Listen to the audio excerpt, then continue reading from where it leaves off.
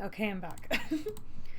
It wasn't a shock. She already knew it, but even though she already knew it, her chest still tightened. You've unlocked a fragment of the past. Would you like a tutorial? Yes. Fragments of the past are special scenes from the character's past, separated from the main story. The past scenes can be accessed from the shortcut or from the Fragments of the Past button on the start menu. Most of the scenes are locked right now, but they'll be unlocked as you play through the main story. Please try to collect them all. Well, let's look at this one then. Enter. Oh, they're little dirty babes. Oh shit, again, I missed it. 1061, late autumn, 13 years ago. Hollister. Oh, those little brown eyes. Wait, did they... Wait. Okay. What were the two young things like you doing wandering around the forest in the middle of the night in such a horrible storm? I don't recognize the pair of you. You're not from around here? The teenage girl and the adolescent boy huddled together until under the blankets that the elderly couple had given them. We're from Pasato. The couple glanced at one another bitterly. What are your names? I'm Shizuka Mitsumori. The girl hesitated. And this is my little brother, Yusei. Oh, siblings? Are you two going somewhere? Relatives in another town? No, all our relatives live in Pasato. We'll stay here as... Feel free to stay the night. We don't have enough beds for you, but it should be warm in front of the fireplace, and you'll stay out of the rain. Dear, at least... One hard look from her husband subdued the woman into silence. Would you like some more milk? That sounds really good, ma'am. I'll go make some right away. Dear, could you give me a hand? The elderly man stood up with a grunt and accompanied his wife to the kitchen. As Shizu absent-mindedly turned the cup in her fingers, she listened to the fragments of hushed mutters that drifted from the next room. But can't we... I do feel sorry for them, but the boy reminds our son, just him. Brother and sister can't do that. The discussion seemed to peter out, replaced by the gentle clinks of metal against ceramic and the muted patter of the rainfall outside. Shizu whispered in the ear of the boy leaning on her shoulder. Say, I have something that I wanted to talk to you about. You know how I've been introducing you as my little brother, right? Yeah, you said that it makes things simpler to explain. Right, but I was thinking about something. If I stop introducing you as my brother, then there might be a chance that someone will want to adopt you. Really? Really, really. So no sleeping outdoors anymore? And no bathing in the river? And no walking around all day? We get to live in a real house? Well, that's not exactly right. You mean we get adopted by people without a house? That's weird. Like adventures or something? That's not it. It wouldn't necessarily be we. What? There are a lot of families that don't have sons, and they'd be more than willing to adopt a young, healthy boy. But there aren't as many that would want to adopt a stranger's girl, and even if they didn't want to, there aren't many families that could take in 2 children. So if I stop introducing you as my brother, then you could probably find a home. But it wouldn't be a home for the both of us. So we'd be separated? He's gonna deny it outright. But I would still be able to see you. I don't know. The boy jumped up, his eyes bright, before burying himself into Shizu's arms. His previous whispers were replaced by resolute exclamations. I'm your little brother. I'm absolutely your little brother. Oh, I love this. And it's such a contrast to their relationship changing over time. And it's so good. The only home that I want is a home for the both of us. After hearing those words, a flood of relief filled Shizu's heart, a flood of relief tinged with guilt. She hugged the boy in her arms tightly. Even if everyone else was gone, it was okay. Sei was still here. Stop it. It's too cute. That's right. He's not my little brother. We just had a flashback about it. He never was. It wasn't a shock. She already knew. But even though she already knew it, her chest still tightened. Shizu jogged to the catch-up to Sei as she cantered up alongside him. He glanced at her out of the corner of his eye before averting his gaze, embarrassed. He took a swig of a small, crude ceramic cup. Oh, you bought some juice? None for me? Sei shook his head. I didn't buy it. There was a little girl handing out some cups. Oh, I guess she gave them all away already. He peered into the bottom of the cup. Sorry, you drank it. No, it's okay. It was yours. It's fine. I wasn't really thirsty anyway. With his appetite, everything remotely edible that entered Sei's orbit usually vanished within 3 seconds. The light show sure was pretty, wasn't it? Yeah, it was. These dorks. The two walked in uneasy, silent, each training their eyes on stalls on opposite sides of the road. Shizu, about before, He stopped mid-sentence. His pupils... Oh, the music changed. His pupils contracted before the warm brown dissolved, engulfed by a bright azure blue. Sei, what's wrong? Nightmares, they're in the city. Oh shit. Where? They were in a major city near the capital. Shizu found it hard to believe that the barriers were flimsy enough that anything short of 100 monsters could break through them. But she knew better than to doubt the hero's senses. Sei dug into his waist pouch and flipped open a compass. 3 to the north and 7 to the southwest, big ones. They got through the barriers to the northern and southwestern gates, and no alerts from the watchtowers? What are the guards in this town doing? The sounds of distant screams drifted towards the pair from both directions. I'll take the north, you take the...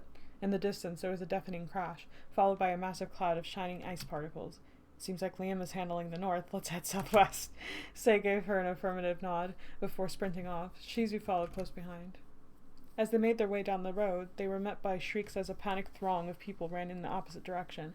The pair was soon engulfed like a pair of stones in a rushing river, unable to make their way towards amongst the terrified crowd. That's such a good analogy! Sei clutched Shizu's hand with his left as he thrust his right hand upward. It was engulfed in light. A second later, his glove fell down in tattered pieces and shimmering alabaster blue poked out of the crowd. It's the hero! The hero's here! The hero will save us!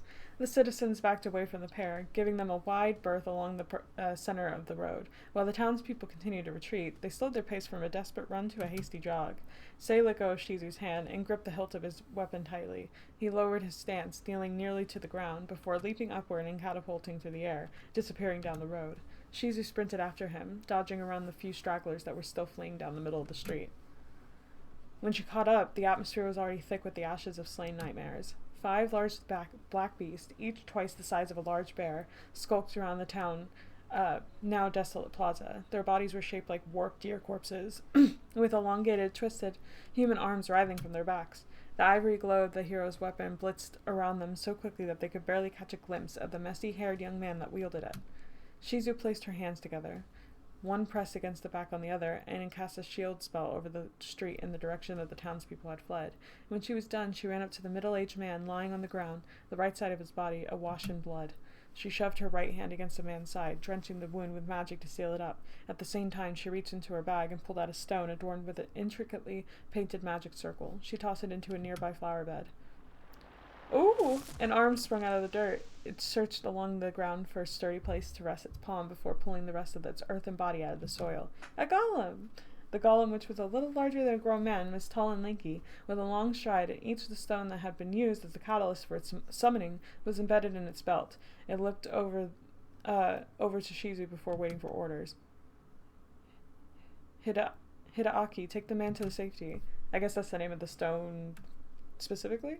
She snapped her fingers and pointed. The golem scooped the unconscious man up its arms and ambled in the direction. Shizu's eyes swept over the plaza. No other people. She shifted her attention back to the battle that was being waged in the center of the square. That's strange. What is Sei doing? 4 of the nightmares had vanished. The remaining one prowled around Sei, who was standing still, his blade lowered. Why isn't he moving? She cautiously approached, readying a fireball. She kept her focus on the surviving monster and eyed Sei in her peripheral vision. The tip of Sei's sword, dug into the ground. His head lurched downward. Shizu heard a sickening splat as a torrent of dark liquid doused the cobblestone. Sei! However, before Shizu could break into a run towards her childhood friend, a crisp and clear voice rang out from overhead. Lord Hero! A blinding light erupted from above. Shizu stumbled to the side as a dizzying explosion of magic passed through her. The nightmare wailed, thrashing about before fleeing down the streets to the southwest. Shizu struggled back to her feet, shielding her eyes with one of her hands while she attempted to see through the glare. As the light subsided, an alabaster silhouette descended from one of the rooftops, landing lightly in the plaza in front of Sei. Okay. The white-haired girl dashed to the young man's side as he bent over on the ground, spurts of blood gushing through his lips. She cupped his face in her slim hands. A warm, pale glow ran through her palms, down his throat and into his chest. That's the princess? I guess so. She's grown up since I saw her last. I hardly recognize her. After a few moments, the girl lifted her hands from Sei's face. He turned away from her, covering his mouth with an elbow as he coughed. Lord Hero, my Lord Hero, are you all right? Oh shit, I missed her name. After calming down, Sei staggered back to his feet, giving his mouth one last swipe of his sleeve. I'm good, thank you. His eyes squinted as he scrutinized the girl's face. Oh no, that's his I don't know who this is face. Oh, Jesus. Help him out, stay silent. Help him out.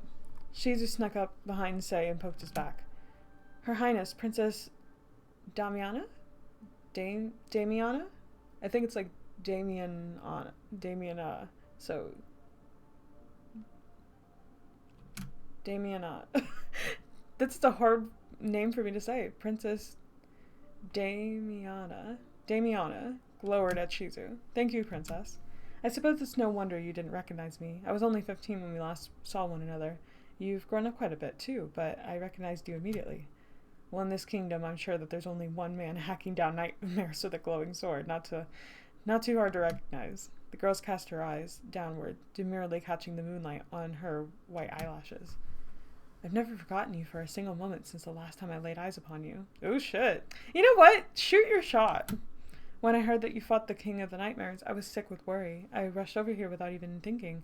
I was so afraid that you had been injured during your campaign. When I arrived, I was told that you were spending time at the festival, and I couldn't stop myself from coming here, hoping to see you. Oh, I see. The last monster ran off to the southwest. Better hurry and chase after them. Shizu dashed off to the direction the nightmare had headed. As she passed Sei and the princess, Sei's eyes lit up. He gave a shallow nod. Excuse me, need to go after the last one. He ran off after Shizu, ignoring Damiana's aghast expression. The pale girl took a few steps to pursue the other two, but she found herself unable to quickly traverse the debris in her heels. Wow. Raku cameo. I'm just joking.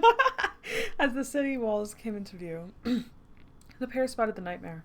It waved around its agitated limbs in an attempt to shake off the light coat of the pale mist that haunted it. I wasn't actually expecting to see it. Like, you described it pretty well, but, it's close to the description. Sei dashed forward. However, his sword stopped mid-swing, suspended in air as if he had hit an invisible barrier. One of the monster's arms was waving in front of Sei, as if daring him to attack. A man was suspended from the limb, swinging to and fro like a rag doll. Is he unconscious, or...? The nightmare flung the man towards Sei. The young man dropped his sword and lunged forward to catch the hostage. Sei, stop! Pushed him out of the way. No other choice. The creature's limbs tore through its human shield, heading straight for Sei, threatening to cleave him in half. But Shizu was faster. She shoved him to the side. And everything went red. Oh shit. Did we die? I don't think we died. I'm gonna take a break there for like 1 second. Now I'm just taking all the breaks.